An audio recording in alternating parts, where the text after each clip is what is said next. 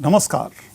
Welcome to this lecture 33 titled Pores and Porosity, a Revisit.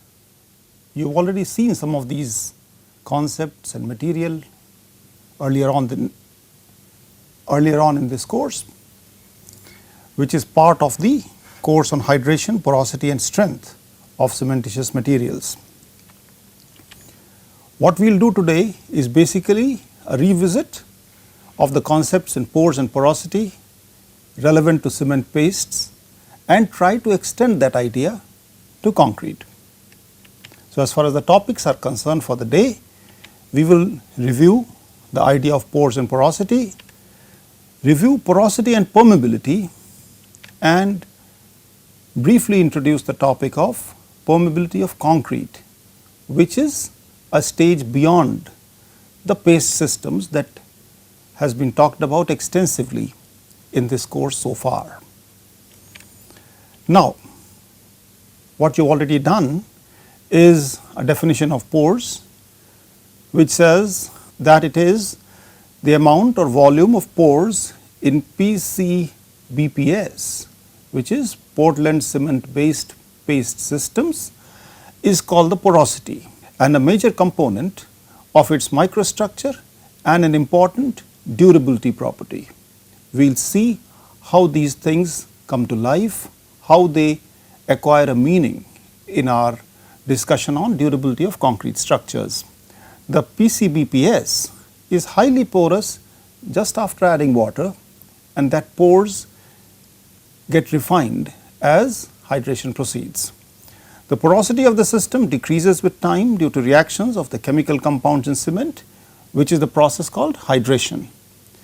You have also seen that porosity of these systems can be measured using Mercury Prosymmetry and physical adsorption of gases, and we will stick to our discussion on Mercury Prosymmetry once again in this discussion today. You have also known that pores in cement paste can be classified as capillary pores, gel pores, entrained air voids and entrapped air voids, and they vary in size from 1 nanometer or a few nanometers to right down to 10 millimeters. Well, 10 millimeters could be an exaggeration, but you can easily find something which is more than a millimeter.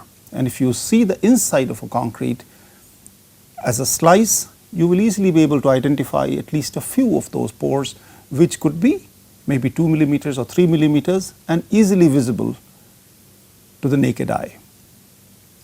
We have the gel pores in this range here, capillary pores in this range here, and then we have this aggregation of CSH particles, entrained air bubbles and entrapped particles of air. And entrained air,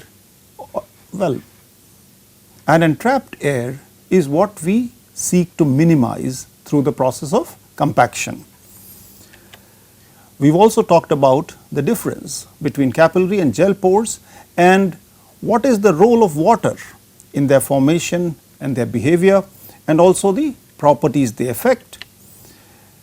We have also seen how these pores and porosity is measured, and Mercury Prosmeter was the technique which was introduced, which is an analytical method to determine quantifiable aspects of a material's porous nature, which is the diameter of the pores and the total volume. It involves intrusion of mercury at high pressure into a cement paste medium using a porosimeter, and the pore size can be determined based on the external pressure that is needed to force the mercury into a pore. Larger pores are filled at lower pressures, and if the pressure is applied in a pre-designed manner and the diameter of the pores that are filled at a given pressure is known, then the curves can be plotted to characterize the porosity of the system. So, we have done all this before, and we have also seen how mercury intrusion porosimetry really works.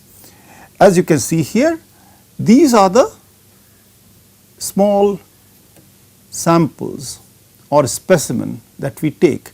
They are not of the same size, they are usually broken off from a paste sample, filled into this specially designed container which is filled with mercury, and what we try to do is apply pressure here and want the mercury to fill into these voids or into these pores or pore space within the sample.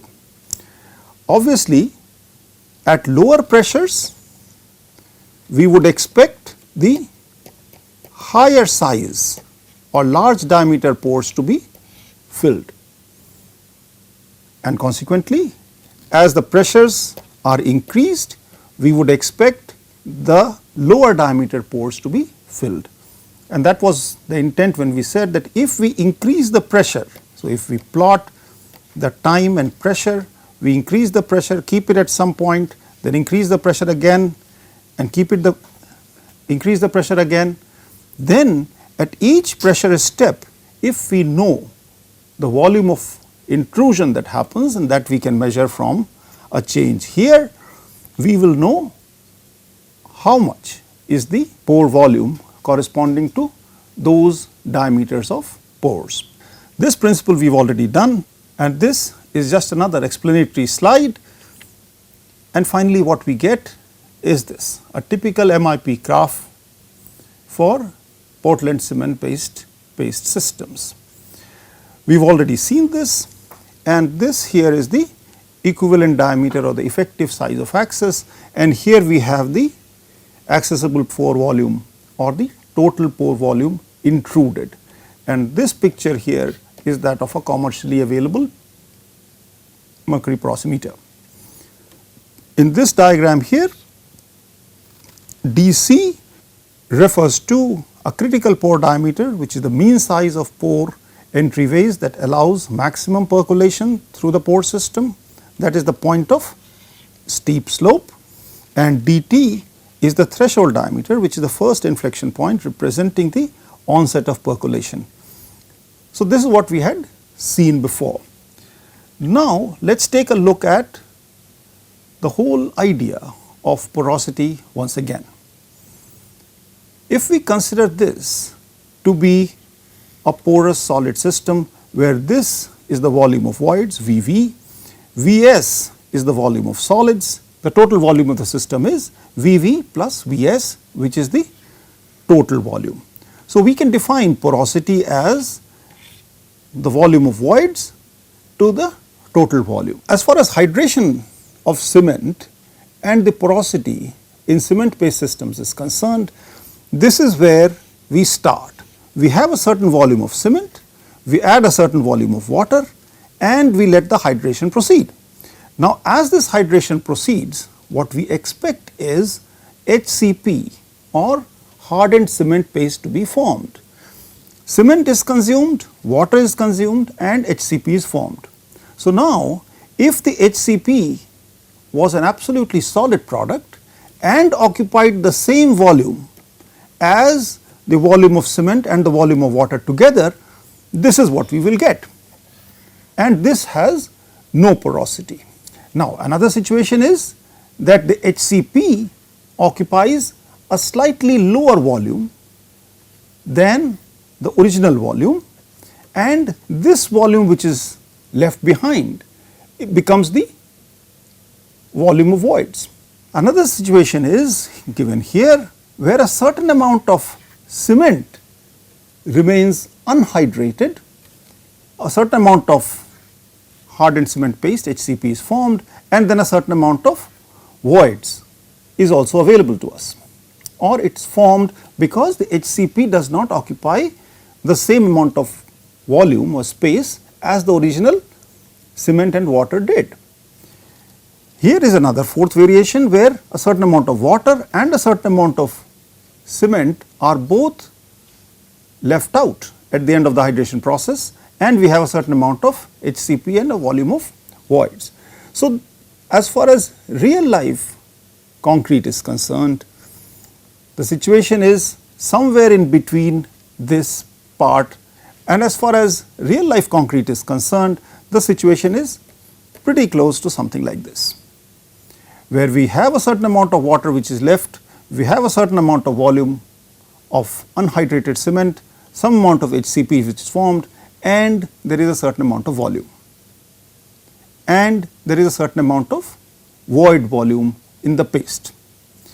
We must remember that HCP, when we plot it like this and we say that there is a volume of voids like this, it does not mean that the voids are sitting at one place and all the solids are sitting at one place. Before we carry this discussion further, let us look at the idea of porosity from a slightly different point of view, a slightly simplified point of view. Let us talk in two dimensions and look at this picture where this is the volume of solids and this is the volume of voids. Now here what I have done is to schematically represent the voids through a circle, and this circle has a certain diameter or a certain radius. For the same volume of pores, we can have one circle having this diameter, or we could have two circles which will be smaller in diameter, or we could have even 4 circles with even smaller diameters, or 6 circles here and a large number of circles here with smaller diameters. In all these cases, the total volume of pores is the same. What I am trying to say is that if this volume of voids is the same in all these cases, then the porosity as we define it as the volume of voids to the total volume is really the same, except that it is obvious that as far as permeability is concerned, or as far as the ease with which material can flow in and out of a porous system like this is concerned, it is not really the same amount of convenience. So there is an issue that once we talk of porosity, we should not only talk about the total porosity, which is defined as the total volume of pores to the volume of the material, that is the total volume, but we should also include in our discussion some kind of a distribution of pore sizes.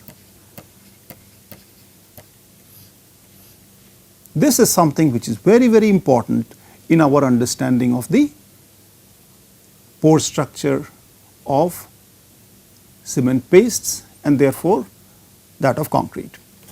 Now as far as concrete is concerned, do you think that hydration proceeds in a manner that pores of only a single size or a certain size are formed? Of course not. What we get as far as cement pastes are concerned is a distribution of pore sizes which could be something like this. One large pore here, another smaller pore here, a few smaller pores there, and a few very small pores. So now in a situation like this, we can of course talk in terms of a total pore volume, but it is difficult to talk in terms of any diameter which represents these pores. Can we then talk about an equivalent diameter for these pores or this pore system? That is something which we need to think about, and now we need to look at the graphs that we get, the results that we have from the Mercury Prosymmetry once again a little more closely. Now getting back to our discussion of cement paste and its hydration, if this was the total volume of the solids and the pores being formed, obviously all these HCP will not be lumped at one place. This here is just a diagrammatic representation of a situation which is given here, where we are saying that pores of equal diameter are distributed all over the place in this HCP. The situation which I showed you earlier, where the concrete or the paste system has unequal pores, this is what that system represents, where we have larger pores and smaller pores and maybe still smaller pores, all of them distributed or located in different places as far as the HCP is concerned. Now, this is something which we need to understand and keep in mind when we try to build a model or try to understand the importance of porosity in the context of paste, especially when I take it to the idea of concrete. Now, in a situation like this, which is the idealized form, the larger pores, smaller, smaller and smaller and still smaller, if we do something like Mercury intrusion porosimetry with these systems of pores, what we will get here is this, which is VV, which is the total pore volume.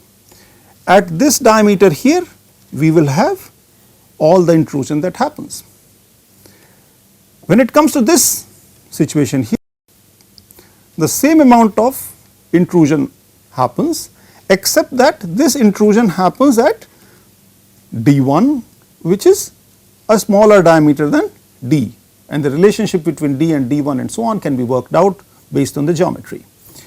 Coming to this part and this part and this part, in all the cases the total volume of penetration is the same, except that the diameter at which this is happening becomes smaller and smaller, which in other words means that if this was a real system, the pressure at which this penetration was happening will keep increasing as the pore sizes become smaller and smaller. In this case, total intrusion would be achieved at a small pressure. This would be slightly larger than that, this would be slightly larger than that value, and so on and so forth, and the pressure keeps increasing in this direction. Now, let us look at the real situation, again idealized in the case of concrete, that if we have a large pore here, a smaller pore here, something smaller here and much smaller pores like this, then we know that this green colored pore having a diameter D1 contributes, let us say 49% to the total porosity of the system. The yellow guys, this fellow, he contributes 25% and has an equivalent diameter of or a diameter of D2. The pores with diameter D3, no matter what their number is, contribute equally, and the blue pores which are shown here contribute only 2% to the total porosity of the system. Now, if this system was subjected to Mercury intrusion porosimetry, how would the results look like? There is a diameter D1 where we would get 49% of void fraction being filled at the smallest pressure. So, if we plot diameter here, which is decreasing this way, and we can also plot pressure here, which will be increasing this way. At this value here, with the least amount of pressure, we will be able to fill in this green pore, which will be 49% of the total pore. As the pressure is increased, the yellow pores will get filled, and that would add another 25% to this. Similarly, the red pores would contribute 24% and these guys will contribute 2%.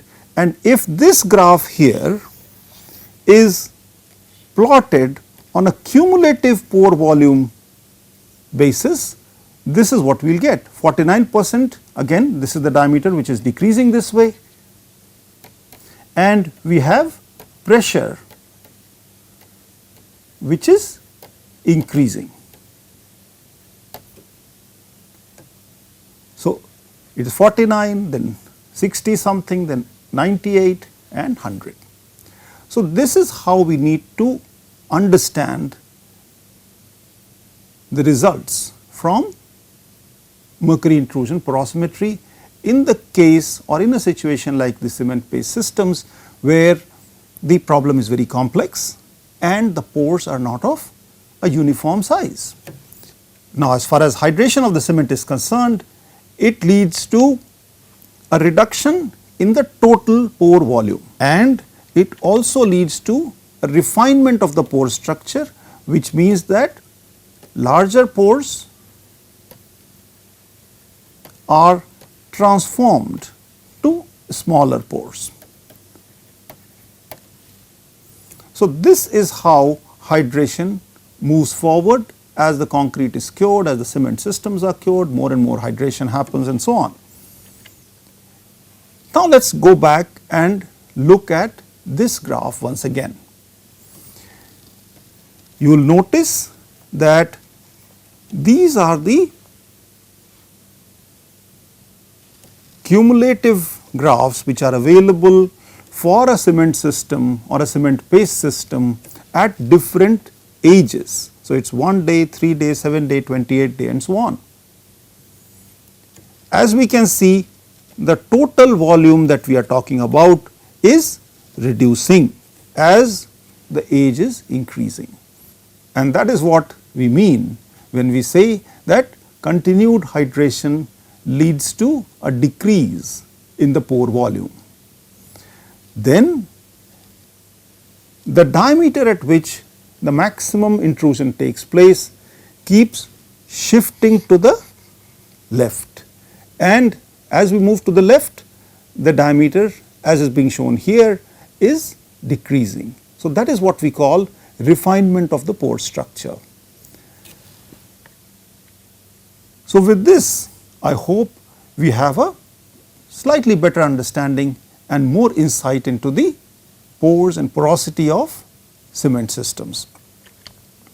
Now, let me give you food for thought. Just think about it. Study the relationship between the total volume of mercury intrusion and the differential intrusion volumes. That is, how much intrusion happens at a given pressure step. There are enough literature, there are enough papers, enough data which is available on the internet to be able to do this exercise on your own. Just do that, and then you will have an insight into the idea of refinement of pore structure and concepts such as the median pore size, or a pore size which is such that 50% of the total volume of intrusion occurs before that. We must remember this kind of discussion was at the back of our minds when we were talking about mineral admixture addition, when we said that on account of the addition of supplementary cementitious materials and the pozzolanic reaction, the pores are refined. More and more CSH is formed, which then occupies the space which otherwise would have been occupied by just calcium hydroxide, water and so on. So, we have to understand and appreciate the idea of porosity, the pores and the pore sizes in cement systems or cement paste systems and concrete in that perspective, and then try to understand and decide what is the use and why should we use pozzolanic material, fly ash, blast furnace slag, silica fume and so on. So, if you read literature which compares the pore size distributions, the total pore volume at a given age for cement systems not having silica fume and having silica fume, you will be able to appreciate the kind of discussion that we just had in terms of the total volumes that we have and so on. Now, let us try to understand this whole idea of concrete. Concrete is surely not only paste. As we can see here, which is just a simple slice of concrete, you have seen this picture before. This is idealized here. We can have all these as aggregates, that is, these are the inert fillers in a concrete matrix, and we have cement paste here. this white portion here is all cement paste. Now, so cement paste itself has what we have been talking about, a solid phase and a part which is voids. So far we have been concentrating and discussing extensively only this part here. As far as concrete is concerned, which is the real material, for engineers the situation is vastly complicated, and we should try to understand this system. Now, this system is more complicated, and we can talk in terms of porosity of concrete only in terms of the fact that it is related to the volume fraction of paste and the aggregate and then the interface. What this really says is that if we look at the volume fraction of the paste phase in this picture, as far as the porosity of this concrete is concerned, this will be related to how much of it is aggregate and how much of it is paste.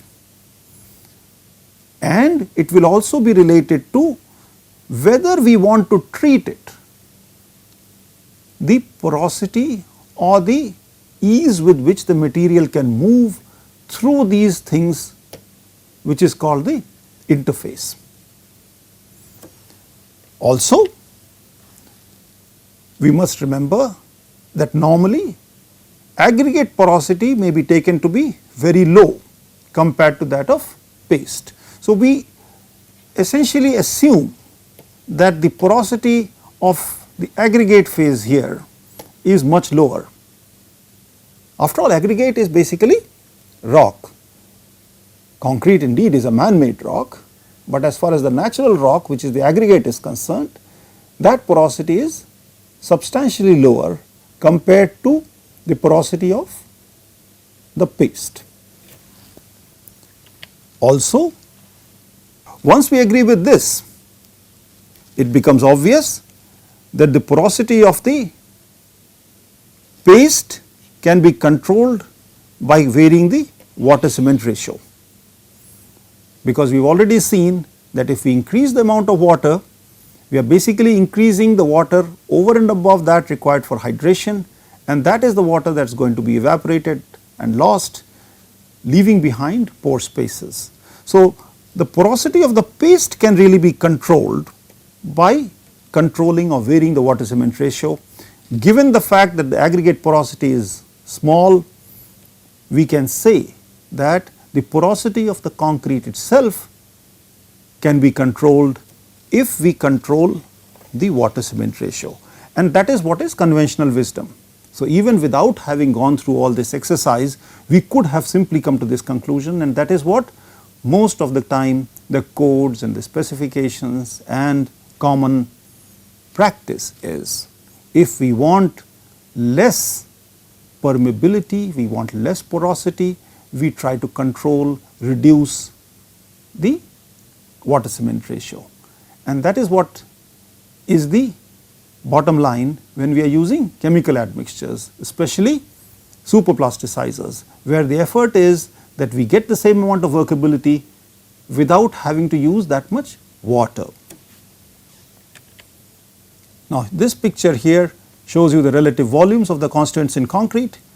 Cement varies from 7 to 15%, water 14 to 20%, sand is about 24 to 30, coarse aggregates 31 to 50, and about 0.5% to 6% of air, depending on what kind of chemical admixtures we use.